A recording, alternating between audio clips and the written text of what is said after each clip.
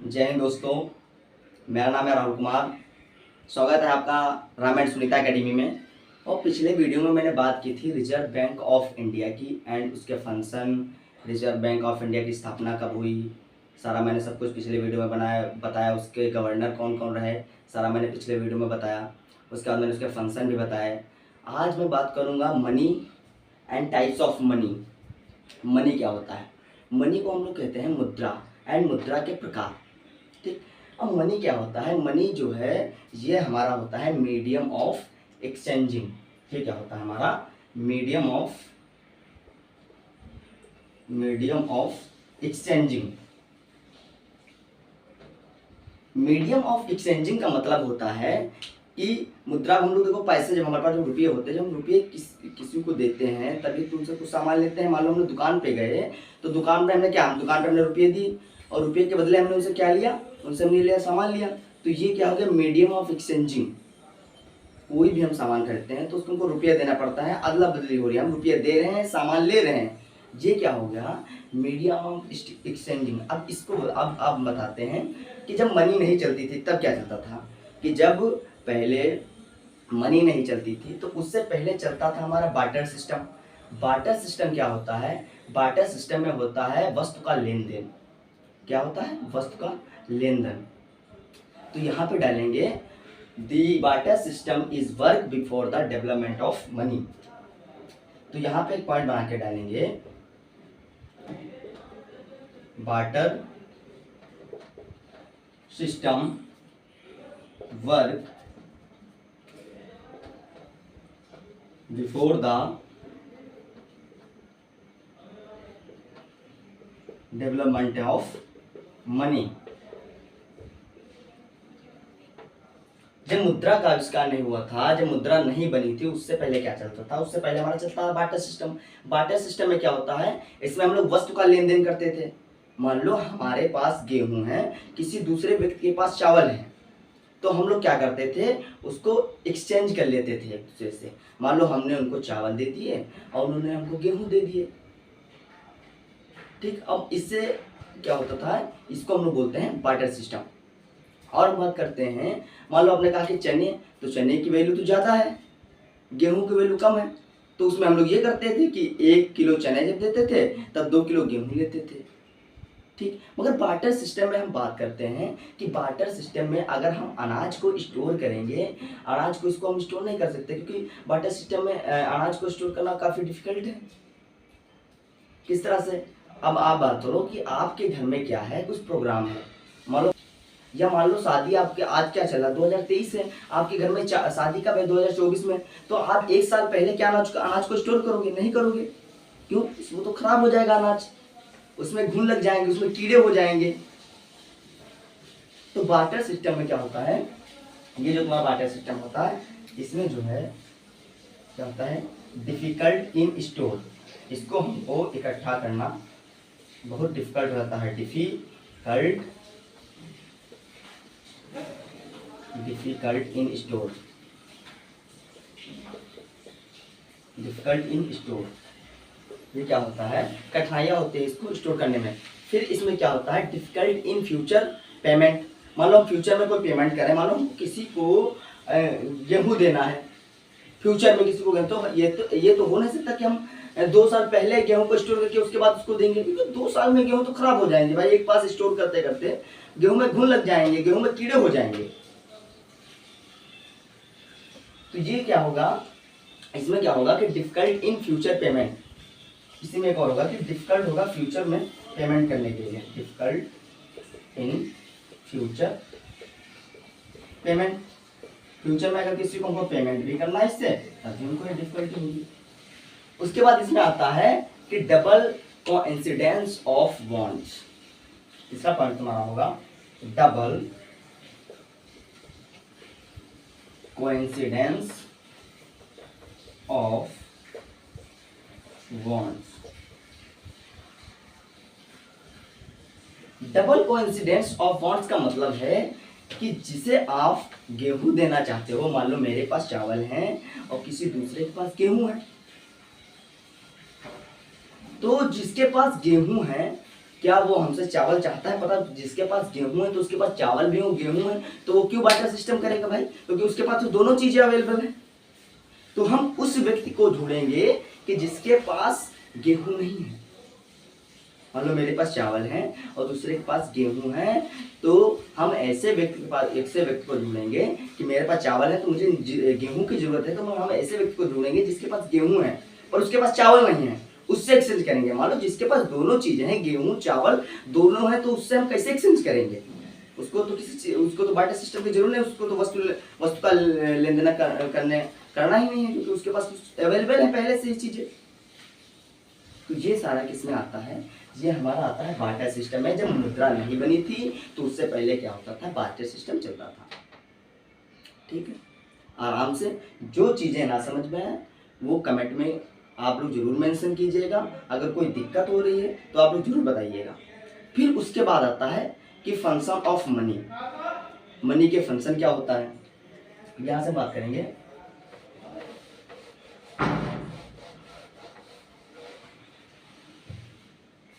यहां से बात करेंगे functions of money. Functions of money कि मनी का फंक्शन क्या होता है।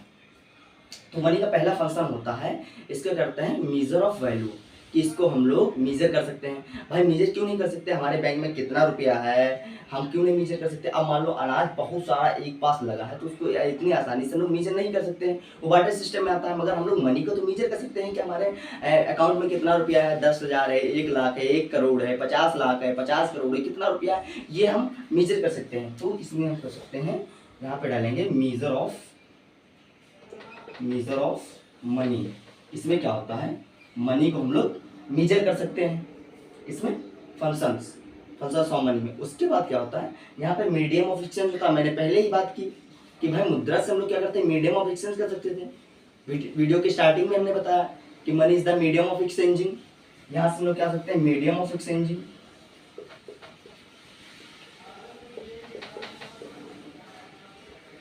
यहाँ से क्या सकते हैं? Medium of exchanging. हम सामान खरीदे जाते हैं दुकान पे, तो क्या होता है? हम उसको रुपये देते हैं, तब हमको क्या देता है? सामान देता है। हम कपड़े खरीदने जाते हैं, हम उसको रुपये देते हैं, उनको सामान देता है। हम ऑनलाइन पेमेंट करते हैं, पर रुपये तो उसको देते हैं, उसको मुद्रा तो देते हैं, वो क्यों ना ही डिजिटल में हो, हम रुपये तो उसको देते हैं। तो वो किसमें आ गया? Medium of exchanging, function of money. तीसरा तुम्हारा होता है स्टोर ऑफ वैल्यू। इसको हम लोग स्टोर कर सकते हैं, बिल्कुल स्टोर कर सकते हैं। इसको हम अपने बैंक में स्टोर कर लिया, स्टोर ऑफ वैल्यू।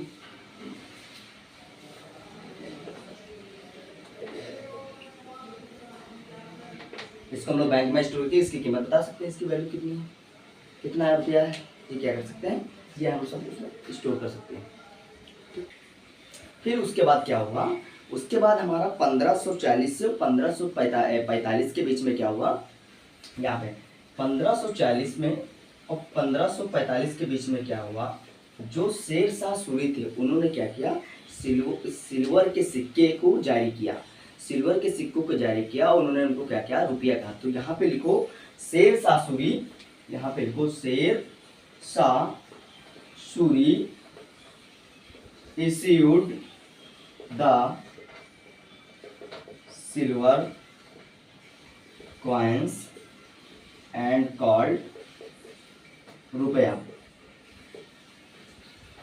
उन्होंने क्या किया? 1540 तक के बाद शेरशाह जो सूरी थे, उन्होंने चांदी के सिक्कों को जारी किया, जिसको उन्होंने क्या किया? रुपया। फिर उसके बाद क्या हुआ? उसके बाद में तुम्हारा आया पेपर करेंसी एक्ट। यहां से लिखो पेपर करेंसी एक्ट। ये तुम कब आया तुम्हारा? ये तुम्हारा आया 1861 में। पेपर करेंसी उसने किया, गवर्नमेंट ने इसको इश्यू किया। फिर उसके बाद में 3 प्रेसिडेंस बैंक खुले। फिर क्या हुआ? उसके बाद में 3 प्रेसिडेंस बैंक खुले। अब यहाँ पे लिखो presidency bank open, presidency bank open in India. India में क्या हुआ? 3 प्रेसिडेंट्स बैंक खुले, तो उनके नाम क्या थे? पहले बैंक का नाम था बैंक ऑफ बंगाल, दूसरी बैंक का नाम था बैंक ऑफ बॉम्बे, तीसरी बैंक का नाम था बैंक ऑफ मद्रास। इन तीनों बैंक ने अपने अपनी मुद्रा को जारी किया। तो यहाँ से लिखोगे प्रेसिडेंट्स बैंक ऑफ इंडिया। इसमें कितनी बैंक आई? इसमें आई 3 बैंक। पहला जो है वो तुम्हारा बैंक ऑफ, पहला कौन सा था? पहले थे बैंक ऑफ बंगाल, फिर तुम्हारी थी बैंक ऑफ बॉम्बे,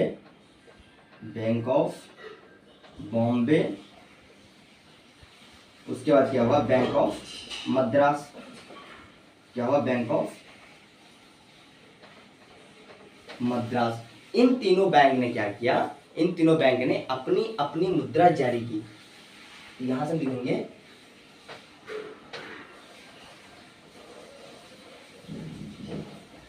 यहां से इस तरह से एरो बना के लिखेंगे। यहां से लिखेंगे इन तीनों बैंक ने अपनी अपनी मुद्रा जारी की। किसने? बैंक ऑफ बंगाल ने, बैंक ऑफ बॉम्बे ने, बैंक ऑफ मद्रास ने। अब क्या हुआ? अब इसमें हम बात करेंगे टाइप्स ऑफ मनी की, कि मनी कितने प्रकार की होती है। अब यहाँ पे सबसे पहले जो हम डालेंगे टाइप्स ऑफ मनी में, यहाँ से इसको मिटा दें। यहां से हम डालेंगे टाइप्स ऑफ मनी।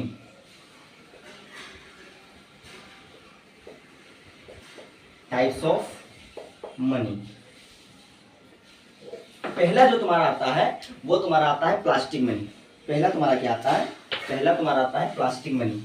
अब प्लास्टिक मुद्रा के अंदर कौन कौन आते हैं? प्लास्टिक मनी लिखो या प्लास्टिक करेंसी लिखो, प्लास्टिक मनी या करेंसी।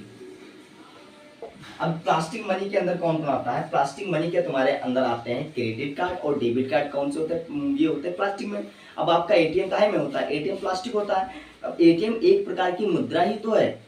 एटीएम कार्ड जो होता है वो एक प्रकार की मुद्रा ही तो है। उसको हम ले जाके एटीएम में यूज करते हैं, वहां से हम लोग क्या निकालते हैं? रुपये। जो क्रेडिट कार्ड होता है वो भी तो एक प्रकार की मुद्रा है। तो प्लास्टिक मनी करेंसी के अंदर तुम्हारे आते हैं debit card and credit card. तो यहाँ से लिखोगे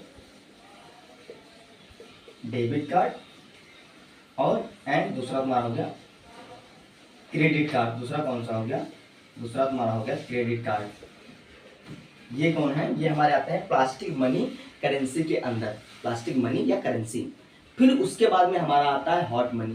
कि हॉट मनी क्या होता है? अब हॉट मनी का मतलब ये नहीं कि उसको आप बोल दो गर्म मुद्रा। हॉट मनी का मतलब ये होता है कि वो मुद्रा जिसकी पलायन करने की शक्ति अधिक हो, पलायन करने की शक्ति ज्यादा हो। ठीक, तो यहाँ पे हम डालेंगे, यहाँ पे दूसरा हम डालेंगे, यहाँ से नंबर दूसरा हम डालेंगे हॉट मनी। हॉट मनी क्या होता है? हॉट मनी में आप यहाँ पे आराम से हिंदी में लिख लो, जिसकी पलायन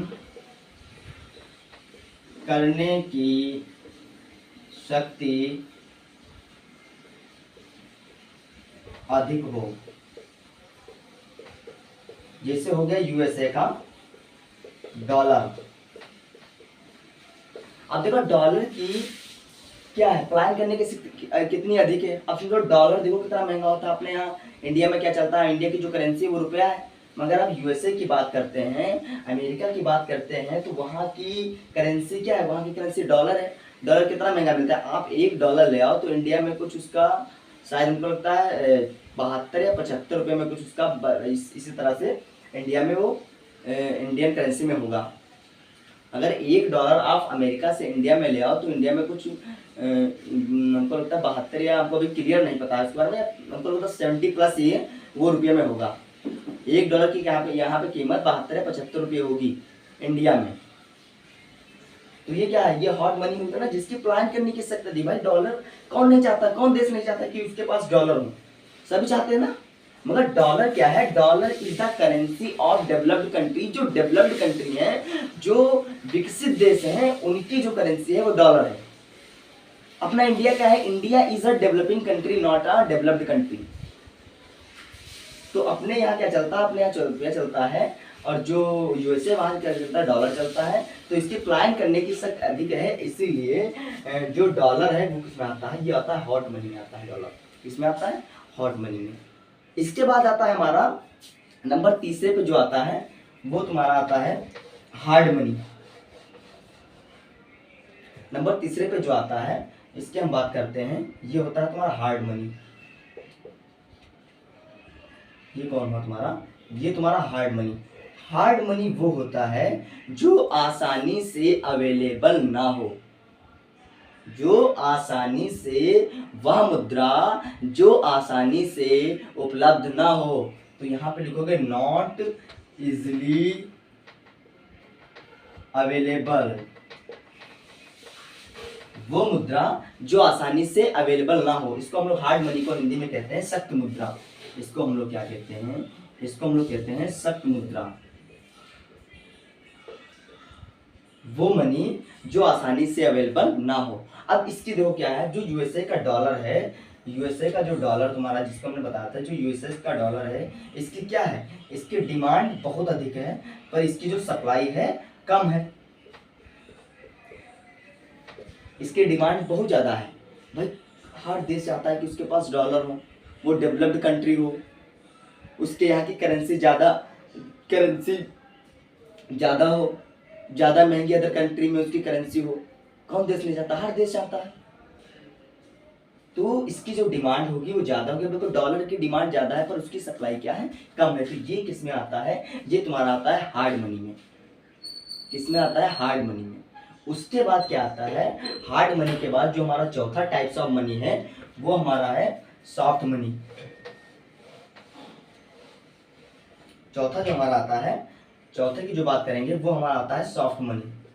चौथा हमारा आता है सॉफ्ट मनी। सॉफ्ट मनी के अंदर वो मुद्रा की बात करते हैं, सॉफ्ट मनी का मतलब होता है मुलायम मुद्रा। तो इसको यहाँ पे हिंदी में हम लोग लिख लेंगे, सॉफ्ट मनी का मतलब मुलायम मुद्रा। सॉफ्ट मनी का मतलब मुलायम मुद्रा। अब सॉफ्ट मनी क्या होता है कि वो मनी जो आसानी से अवेलेबल हो, करेंसी अवेलेबल इन इजीली, जो आसानी से मतलब डिमांड कम है, सप्लाई ज्यादा है। डिमांड कम है ना, अपने यहाँ जो इंडियन रुपीज इसकी डिमांड कम है, सप्लाई ज्यादा है। तो यहाँ पे क्या हो जाएगा, यहाँ पे लिखो करेंसी, ये लिखो मनी, मनी अवेलेबल इजली, युवा मुद्रा जो हमको आसानी से मिल जाए, जो आसानी से उपलब्ध हो, उसको हम लोग क्या बोलते हैं, उसको हम लोग बोलते हैं सॉफ्ट मनी। क्या बोलते हैं उसको हम लोग, उसको हम लोग बोलते हैं सॉफ्ट मनी। ठीक, और इसमें जो एग्जांपल आप डाल दो, यहाँ पे एग्जांपल डाल दो इंडियन रुपया। अपने यहाँ की करेंसी क्या है, अपने यहाँ की करेंसी है रुपया, इंडियन रुपया। ठीक, अब यहाँ पे डाल लो इसकी क्या है, इसकी सप्लाई ज्यादा है, इसकी सप्लाई ज्यादा है और डिमांड क्या है, कम है। अब अभी आपने यहाँ से अभी अमेरिका मान लो 10,000 रुपये ले जाओ, तो वहाँ अगर डॉलर में कन्वर्ट करेंगे तो यहाँ पे क्या होगी, उसकी वो वहाँ पे कम हो जाएगा रुपया, इंडियन रुपीज कम हो जाएगा भाई, क्योंकि वहाँ पे डॉलर चलता है, यहाँ पे क्या चलता है, यहाँ पे रुपया चलता है। यहाँ से 10,000 ले जाओगे, वहाँ पे डॉलर में कन्वर्ट हो जाएगा, कुछ ही डॉलर बचेगा। तो क्या अपने यहाँ की जो करेंसी है वो एक हिसाब से कम ही तो है,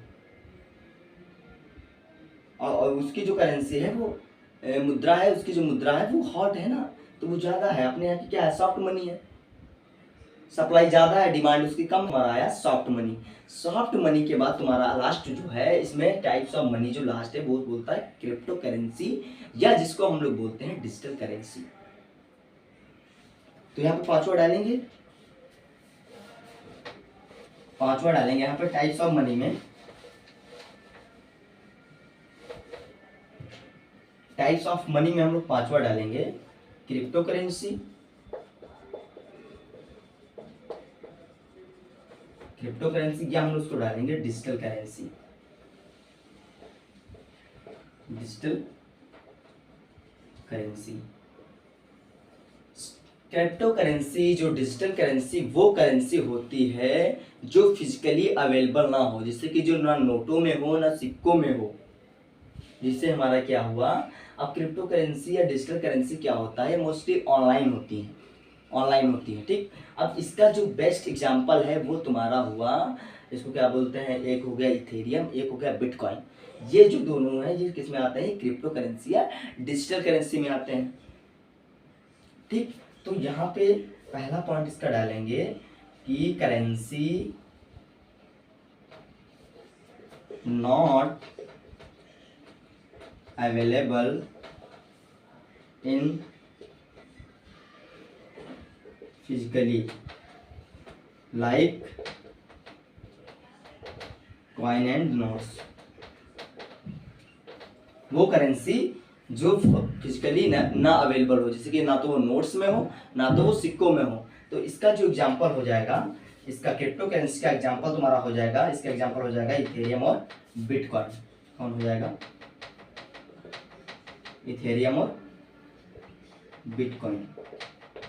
ये इसके बेस्ट एग्जांपल है कि इथेरियम क्या होता है, बिटकॉइन में हम लोग रुपये इन्वेस्ट करते हैं, तो वहां पे क्या होता है, वहां पे होती है तुम्हारी क्रिप्टो करेंसी। इसी के साथ हमारा जो आज का जो ये टॉपिक था money and types of money, ये यहीं पे एंड होता है। और जो हमारा नेक्स्ट वीडियो होगा वो होगा इन्फ्लेशन पे। इन्फ्लेशन का मतलब होता है महंगाई। महंगाई क्या है, उसके अंदर क्या क्या चीज़ें आती हैं, ये जो मेरा नेक्स्ट टॉपिक होगा, हम जो हमारा नेक्स्ट लेक्चर होगा हम उसमें बताएंगे कि इन्फ्लेशन क्या होता है, ठीक। और अगर इस वीडियो में कोई भी चीज़ आपको समझ में नहीं आ रही है, कोई भी चीज़ आपको लग रहा है डाउट है या कहीं पे स्पेलिंग गलत है, तो मैंने आपको पहले ही बता दिया कि अभी मेरी जो क्लासेस हैं वो अभी जो है स्टार्टिंग ही की है। तो अगर कहीं पे कोई गलती हो या कहीं पे कोई स्पेलिंग मिस्टेक हो जाए तो आप कमेंट में ज़रूर मेंशन कीजिएगा। स्टार्टिंग में है, थोड़ा दिक्कत होगी क्योंकि अभी स्टार्टिंग में पढ़ा रहे हैं, मगर मैं पूरी कोशिश करूँगा आप लोगों को अच्छे से अच्छे कुछ चीज़ों अच्छे से अच्छी लैंग्वेज में समझाने के लिए, और जितना हो सकेगा उतने आप लोगों को हम इजी भाषा में समझाएंगे। जहाँ पे अगर हिंदी की ज़रूरत होगी तो वहाँ पे मैं हमको हिंदी में समझाऊंगा, जहाँ पे आपको इंग्लिश में ज़रूरत होगी वहाँ पे आपको मैं इंग्लिश में समझाऊंगा, ठीक। और जहाँ पे जितनी भी चीज़ें हैं इनको आराम से पढ़िएगा। जैसे अब मैं क्या है, तो मैं थोड़ा स्लो पढ़ाता हूँ, मैं ज़्यादा स्पीड में भागने की कोशिश नहीं करता हूँ, आराम से धीरे धीरे पढ़ाता हूँ। अगर किसी को स्पीड में अगर दिक्कत हो रही है तो वो आराम से 1.5x वो स्पीड बढ़ा के यूट्यूब से देख सकता है, ठीक। तो इसी के साथ हमारा जो ये जो लेक्चर है ख़त्म हुआ। अगला वीडियो हम जल्द ही लेके आएंगे, वो इन्फ्लेशन पे होगा, महंगाई पे होगा। जय हिंद, जय भारत।